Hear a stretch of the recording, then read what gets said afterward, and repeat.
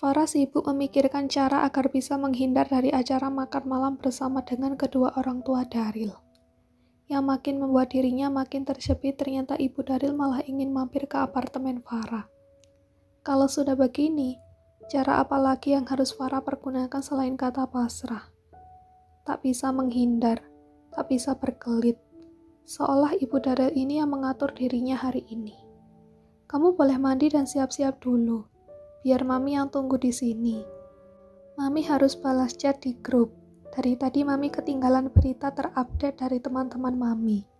Jadi biar Mami tunggu sambil duduk di sofa sini. Naomi menghempaskan tubuhnya di sofa, lalu meraih gawainya untuk membaca pesan yang ada di grup para ibu-ibu sosialita. Farah mendengus dengan pelan. Tak habis pikir mengapa seharian ini ibu Daryl terlalu mengatur dirinya. Farah akhirnya ke dapur sebentar, hendak memberikan calon mertuanya ini minum sambil menunggu dirinya bersiap-siap nanti. Mami mau minum apa? Tanya Farah. Air putih aja sayang, jawab Naomi. Matanya masih fokus dengan gawainya. Farah segera meraih gelas dan mengisinya dengan air putih. Dengan tersenyum manis, Farah memberikannya pada ibu Daryl. Terima kasih cantik, sahut Naomi. Sama-sama Mi, Farah mau mandi dan siap-siap dulu ya Mi. Oke, dandan yang cantik ya. Farah mengangguk dan kembali tersenyum palsu di depan Naomi. Ia pun segera menuju ke kamarnya sambil membawa banyaknya tas belanja di tangannya dengan berbagai merek. Hari ini Farah puas shopping bersama Naomi. Tentu saja ini semua barang-barang pilihan Naomi, bukan dirinya. Walaupun Farah itu materialistis, tapi kalau yang membelikannya adalah orang yang dulu pernah menerornya begini, sepertinya membuat Farah jadi tidak enak hati menerimanya. Farah melempar dengan asal banyaknya tas belanja dari berbagai merek itu di atas ranjangnya. Sejurus kemudian ia menjabat rambutnya sendiri dan memukul-mukul dinding kamarnya. Sekarang gimana caranya buat kabur? Kenapa sih harus mampir ke sini? Ngapain juga beli barang-barang itu? Umpat Farah pada dirinya sendiri. Lagian kenapa Daryl harus lama-lama di sana sih? Kenapa dia tidak beri kabar ke aku? Farah lantas meraih gawainya yang ada di dalam tas. Rupanya ada pesan masuk dari Daryl sekitar 15 menit yang lalu. Daryl, sayang maaf aku tidak bisa pulang malam ini. Ada sedikit masalah di proyek. Jadi kemungkinan minggu depan aku baru pulang. Jaga diri baik-baik dan jaga kondisi. I love you. Setelah membaca isi pesan itu, Farah langsung melempar gawainya dengan sembarang di atas ranjang. Rasa kecewa bercampur dengan rasa kesal. Dirinya terjebak dalam situasi yang tak bisa dihindari. Farah lantas memutuskan untuk mandi agar pikirannya bisa sedikit tenang. Ia mengguyur tubuhnya dengan kucuran air shower, berharap pikiran negatif cepat-cepat pergi dari dirinya. Selesai mandi, Farah melihat dress yang tadi dibelikan oleh Naomi untuk dirinya. Dengan berat hati, Farah memakai dress itu hanya untuk menyenangkan hati Naomi. Ia hanya memoles wajahnya dengan make up tipis. Tidak mau terlihat sangat cantik untuk makan malam ini.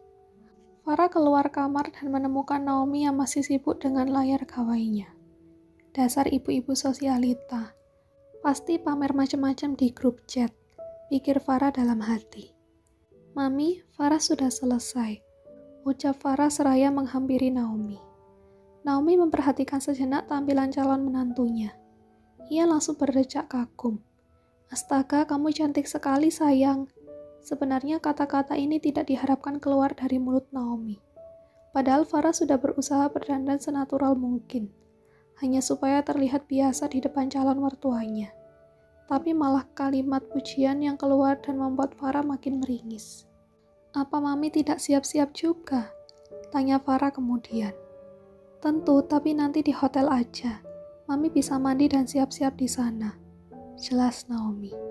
Farah hanya membalasnya dengan manggut-manggut. Kalau begitu ayo kita berangkat. Naomi langsung bangkit dari duduknya, merangkul Farah dan berjalan beriringan menuju ke parkiran apartemen. Kamu tunggu di sini, atau bisa juga kamu jalan-jalan keliling hotel. Mami mau mandi dan siap-siap dulu, oke? Kata Naomi saat mereka sudah sampai di resto yang terletak di dalam hotel miliknya. Baik, Mi. Naomi pergi dan perlahan menghilang dari pandangan Farah. Ingin rasanya saat ini juga kabur, tapi tentunya tak bisa semudah itu. Sambil menunggu, Farah memutuskan untuk berkeliling sekitar sana, melihat kondisi hotel milik keluarga Daryl ini. Hotel mewah ini tentu akan menjadi miliknya juga jika dirinya jadi menikah dengan Daryl. Saat ini Farah hanya bisa membayangkan saja, walau sebenarnya ada rasa khawatir kalau seandainya Farah kemudian tak berjodoh dengan Daryl. Para karyawan di hotel itu terlihat menyapanya dengan ramah. Tentu mereka sudah tahu siapa Farah, kekasih dari orang nomor 1 di perusahaan besar yang menaungi hotel ini. Farah berjalan menyusuri koridor di dekat resto tadi. Rupanya koridor itu menembus ke dekat pantai. Ada angin semilir dengan bau khas pantai yang sudah terhirup di indera penciumannya. Farah berjalan semakin cepat, agar dapat melihat pemandangan senja yang hampir menggelap. Tanpa sadar, ada senyum manis yang terpasang di wajahnya. Setidaknya melihat pemandangan ini membuat rasa kesalnya sedikit menghilang. Pemandangannya cantik, sama seperti kamu. Suara laki-laki yang sangat Farah kenal tiba-tiba muncul di belakangnya. Farah spontan menoleh dan mendapati Gael yang berjalan mendekat ke arahnya. Farah sedikit kaget dan ancang-ancang menjauh. Kamu dan pemandangan langit senja itu sama-sama cantik, ucap Gael lagi sambil melempar senyum ke arah Farah. Tapi senja bisa berubah juga menjadi malam, gelap, celetuk Farah. Kalau begitu kamu sama seperti langit malam yang berisi banyak bintang. Enak dipandang mata, kata Gael lagi. Farah mendengus kesal. Ia sangat tidak suka dengan kehadiran Gael di sini. Makin merusak moodnya. Dedi senang bisa melihat kamu lagi, ucap Gael sambil berjalan mendekat lagi ke arah Farah. Aku tidak, jawab Farah ketus. Kenapa? Takut rasa yang dulu kembali terulang. Farah menyeringai mendengar kata-kata dari mantan sugar daddy-nya itu. Kalau Daddy senang bisa bertemu lagi dengan kamu, tapi jujur Daddy tidak senang melihat kamu berpacaran dengan anak Daddy, kata Gael. Apa-apaan ini? Bukannya Daddy waktu di apartemenku sudah mengatakan kalau tidak akan menggangguku dan Daryl. Bukannya Daddy bilang akan menyetujui hubungan kami asalkan Daryl bahagia. Lantas sekarang apa lagi ini?